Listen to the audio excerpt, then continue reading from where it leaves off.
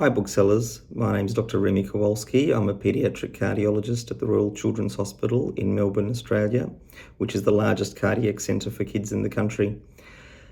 I feel very privileged to work with children every day. They are fragile in some ways, but extremely resilient and tough in other ways.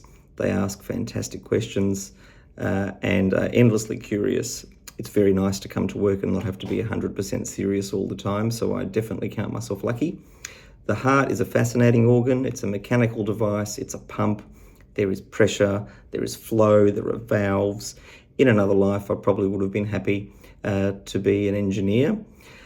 When thinking about writing this book, I was really taken by how much children know about the world around them. Lots of young children can name 20 dinosaurs, and yet they might not know quite as much about their own body and their own organs. So when writing this book, we aimed to find a way to engage younger children in a format that is designed to be read cover to cover as a non-narrative work of fiction.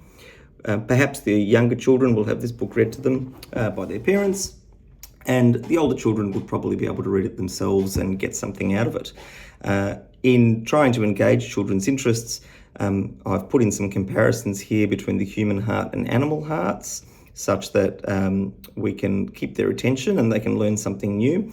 Like, for example, when you see the traditional heart written for a love heart on your Valentine's Day cards, for example, it actually looks more like the 3-chambered heart that you might find in a snake or an amphibian, rather than the 4-chambered heart that a human has. So little facts like this are sprinkled through the book, and some comparisons between the hearts of humans and those in the animals that children know and love. I hope that they read this book and get a great appreciation for what an amazing organ the heart is, and some sense of how to look after it. And maybe it'll spark some fascination for biology and human anatomy in some of these young readers. Thanks very much.